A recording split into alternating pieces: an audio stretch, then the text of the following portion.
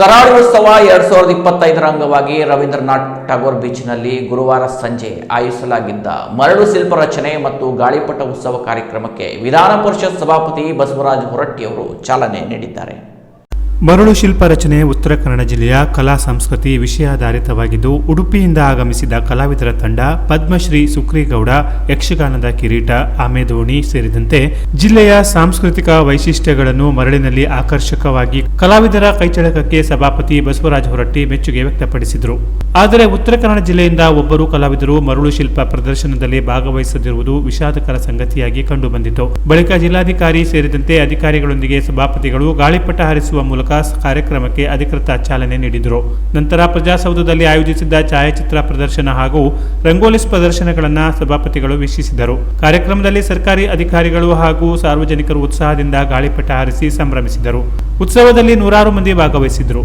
ಈ ಸಂದರ್ಭದಲ್ಲಿ ವಿಧಾನ ಪರಿಷತ್ ಸದಸ್ಯ ಗಣಪತಿ ಉಳುವೇಕರ್, ಜಿಲ್ಲಾಧಿಕಾರಿ ಲಕ್ಷ್ಮೀಪ್ರಿಯಾ, ಅಪರ ಜಿಲ್ಲಾಧಿಕಾರಿ ಸಾಜಿದ್ ಮುಲ್ಲಾ, ಜಿಲ್ಲಾ ಪಂಚಾಯತ್ ಮುಖ್ಯ ಕಾರ್ಯನಿರ್ವಾಹಕ ಅಧಿಕಾರಿ ದಿಲೀಶ್ ಶಶಿ, ಪೊಲೀಸ್ ವರಿಷ್ಠಾಧಿಕಾರಿ ದೀಪನ್ ಎಂಎನ್, ತರಬೇತಿ ನಿರತ ಐಎಎಸ್ ಅಧಿಕಾರಿ ಜುಫಿಷನ್ ಹಕ್, ಕನ್ನಡ ಸಂಸ್ಕೃತಿ ಇಲಾಖೆಯ ಸಹಾಯಕ ನಿರ್ದೇಶಕಿ ಮಂಗಲಾ ಎಂ ನಾಯ್ಕ್, ತೋಟಗಾರಿಕೆ ಇಲಾಖೆ ಸಹಾಯಕ ನಿರ್ದೇಶಕ ಸುನಿಲ್ ಅಂಕೋಲೇಕರ್ ಸೇರಿದಂತೆ ಮತ್ತಿತರರು ಉಪಸ್ಥಿತರಿದ್ದರು.